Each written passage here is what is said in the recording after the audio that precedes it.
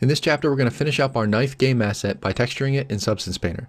This is beginner friendly for anyone new to Substance Painter, and I highly recommend checking this program out, even if only for the 30-day free trial you can use to do this tutorial and finish up the knife. Now, if you didn't follow along with this series and you're just watching this to learn Substance Painter, in the project files you downloaded earlier are Substance Painter files of the knife model that you can use just for this chapter. So grab those and then just skip ahead to where I start using Substance Painter. So to get things started, I'm going to show you how to bake normal maps in Substance Painter. Now, this is actually necessary for you to do as well. The normal map that we used or that we baked in Blender gave me some issues with the curvature map that gets baked in Substance. I'm not really sure what the technical issues are there. But the normal map baked in Substance Painter actually comes out a bit higher quality, and the baker is actually a lot easier to use than in Blender, so it's really useful to know this stuff. Now, I've got my final low poly knife file opened up here, and what we're going to do is separate each of these into their own objects in order to have them bake individually instead of as one group object. So I'm going to tab into edit mode for that. I'll press the P key and I'll separate everything by loose parts. That gives us our three individual objects back. Now I'll start with the blade up here. I'll press the N key for the right side toolbar, and in order to have this match up with the high poly blade object to bake the normals for, what we're going to do is rename these with suffixes _low and _high. So I'll rename this in the right side toolbar to blade _low. I'll do the same thing for the handguard. I'll rename this to handguard _low, and also for the handle _low. And then hop on over to the first layer by pressing 1 on the number row and just rename these the same exact way, but this will be blade _high, and this is handguard _high, and then handle _high. And now we can export these. So let me select just the three low poly objects. I'll go to File, Export, FBX, and make sure Selected Objects is enabled down there. And we will save this to the desktop. I'll save this as knife _low.fbx and press enter. And we'll do the same thing for the high. So let's go back to the first layer, select just all of the high poly objects, go to File, Export, FBX, and again make sure Selected Objects is enabled, and we'll rename this to knife _high. So now we have both files that we need to pull these into Substance Painter and get some nice normal maps baked. Now over in Substance Painter, let's start a new project. So I'll go to File, click on New, and up top we can change our template here. There's other templates like Unreal Engine, but I'm going to set mine to Unity 5. And I'll keep the other settings the same, including the document resolution of 2048. You can look at this as more of a working resolution because this can be changed at any time without any loss, like it says next to it. Substance Painter basically just recalculates the textures we made. So let's select our mesh up here now. So find knife _low and load that in, and then click on OK. Now we need to bake different maps for this. So let's go over to our texture set settings tab over here, and we'll scroll down and click on Bake Mesh Maps. Now from this dialog, we can bake all these different maps over here, including our normal map and ambient occlusion and curvature. I'm going to bake all of these because some of these are used for different things in different materials that we might end up using. So up top, I'll keep the resolution the same, and let's go down to the high definition meshes dialog right here, and I'll click on that button and we'll load in our high poly mesh that we exported. So I'll scroll down and load in knife _high. So now it's going to use that as the high poly mesh to bake the normal map. And you can see down here that these are the suffixes that are going to be used, and that's how we named our objects, so we're good to go. Now we just need to change how it matches up. So let me click on that field there, and I'll change that to by mesh name. That way it's going to basically explode bake. It'll take our entire knife object and separate it individually by the different meshes within the object. And it'll match those meshes up with the same meshes on the high poly object, and it'll bake them all separately and put them all into one map. Now let's enable anti-aliasing to smooth out the lines. Obviously the higher you go, the slower the bake is going to be, but the quality is definitely going to be better. I'm going to go with 4. Now let's go over to the ID tab. Now color ID is a specific color assigned to parts of a mesh that identify it, and that's useful for things like masking. So just in case we end up using this, let's color our mesh by the different mesh names we have. So let's go up to color source, and we'll change this to mesh ID. That'll give each part of our knife a different color. Now let's go over to the curvature tab right there. Now the curvature map assigns grayscale values to sharp edges and crevices on your mesh, and that's going to be useful for things like creating wear around the edges or maybe some dirt in the crevices. So let's first turn off enable seams. If we don't do that, then it's going to draw some black edges around where we put seams on our knife to UV unwrap it. All right, everything else looks good. I think we're done here, so let's click on Bake Material Mesh Maps. So all of the mesh maps have been baked now, and you can see our normal map has been applied to the knife, and it looks fantastic. Now let's rotate the scene and check out the knife. If you're completely new to Substance Painter, the way you navigate the 3D view is by holding the Alt key. Then you can left click and drag to rotate the scene, hold Alt and right click to zoom in and out. You can also use the scroll wheel, and then hold Alt and middle click and drag to pan it. And in order to get perfect alignment views, you can hold Alt and Shift and left click and drag, and it'll snap to the closest views. And you can also switch orthographic and perspective off and on by using F5 or F6 or this menu right here. So let's check out our mesh maps real quick. Let me press the F1 hotkey to split the window and get our textures on the right side. And we can scroll through our textures using this menu here. So we've got our normal map, which looks great. And then there's the ID, and you can see each specific color assigned to the different parts. And our curvature map. This is where we have the information for the sharp edges and the crevices. And yeah, so everything looks like it came out pretty good. Let me press F2 to go back to just this screen. And I'll switch our menu back to material up here.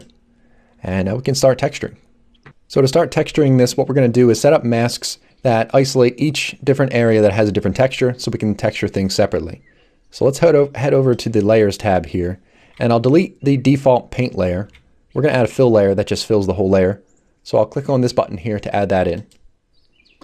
And we have the properties for the fill layer down here. Let me click on that, drag it up so we have a little more room to work with. I'll scroll down, and under base color here, we'll just change this to a brown. Just for right now, just to tell us what this layer is going to be. And that looks fine. And let me create a new folder. So I'll click on this folder, or I'll click on that icon to create a new folder. And I'll rename this to Handle. And I'll click on that, I'll drag it into the Handle folder. Now let's click on the Handle folder. We're going to add a mask to this to mask all the contents of the folder. So to add a mask, let's go up to the mask menu here and add in a black mask. So it'll make everything black to start off with, which means everything's transparent. Now we just need to color in the sections that we want to be visible. So let me go over to our polygon fill tool over here. And right now I could click on any of these triangles and it'll fill it with white, and that will be visible. But I want to fill in the entire handle mesh. So let me go up to this option called Mesh Fill. I'll click on that, then simply left click on the handle mesh. It'll fill it all in with white, so the entire handle is now visible. And we are actually done with this layer for now. We're done with this mask, and we'll do a similar process for each of the other objects. So let me click on that icon to collapse it, and let's start on the handguard. So we'll do pretty much the same thing. We'll add in a new fill layer, and that'll add it on top of the handle, and we'll go down to the base color and change this to black. And now let's add in a new folder above that, so I'll click that icon, and we'll rename this to Handguard and Pommel, because we'll be including the bottom of the handle in this as well. And let's drag that layer up into that folder, click on the folder to select it, and we'll add a black mask to it. So go to the mask menu and add in a black mask. Now I'll zoom into the handguard and make sure your polygon fill tool is enabled as well as mesh fill, and then just click on the handguard there. Now we're actually going to have to hand paint this separation down here. So to make our lives a little bit easier, let's enable symmetry. So let's go up to this menu, click on that button to enable symmetry, and the red plane there is which axis it's mirroring on. And I guess that's fine, we'll just paint it on the side. Let me get a nice flat view of this. So I'm going to go up to the menu here, switch over to orthographic, then I'll hold Alt and Shift, left click and drag until the view flattens out for me. Let me pan it and zoom in. Now to start things off, let's go up here and switch our tool back to polygon fill. And now we can just left click and drag over all those faces there, and it'll fill them in. And that'll get the faces on the bottom of the handle too. So now we just have to paint that little section above it. So let's switch over to the paintbrush. And right now you can see we're painting in black, but we want to paint in white. So go over to the properties panel, scroll down, and let's change the color here to white. Now let's change the hardness and the size of the brush. And you can do that by holding the control key and then right click. And if you drag up and down, it changes the hardness. So I'll make it about that hardness right there. And then if you drag left and right, it changes the size. So I'll drag that down to there. Now let me just sweep across here and paint in that seam very carefully. Now let me rotate the scene, get anything I might have missed over here. And if you paint it over the edges, what you can do is just change that color back to black. and then you can paint out anything that overlapped. Alright, so there we go. So our mask is now set up for our handguard and our pommel. I'll turn off symmetry, and now we can get to work on the blade. Now let's go over here, and I'll click on that icon to collapse the folder, and let's add in a new fill layer. And we'll give this a silver color. And let's add a new folder for it, and we'll rename this to blade. And let's drag that layer into the blade folder. And we'll add a black mask to this, so I'll click on the blade folder, go to the mask menu, and add in a black mask.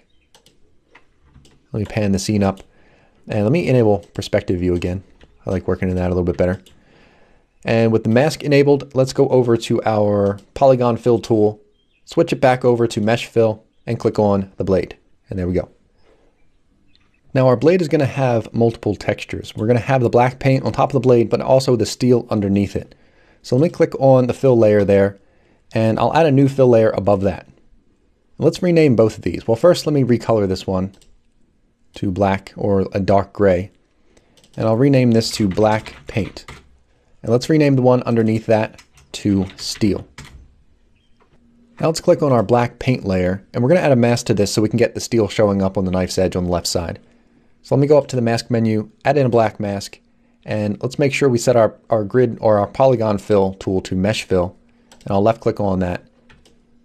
And now what we'll do is switch back to polygon fill, and we'll click on each of these triangles on the knife's edge, and we'll color them black so that the steel shows through. First, to make things easier, let's set up symmetry again. I'll click on that, and we'll change the mirror to mirror on the Z, so that it's slicing right down the middle in that direction. Alright, cool. Now let's change the color to black, and I'll just left click and drag over those two triangles there, and it should paint them for me nicely, and it should paint the other side, and it does, so I'll just do that all the way up. Alright, with that all filled in, let me turn off symmetry. Let me just rotate the view, make sure everything was painted in correctly. And it looks good to me.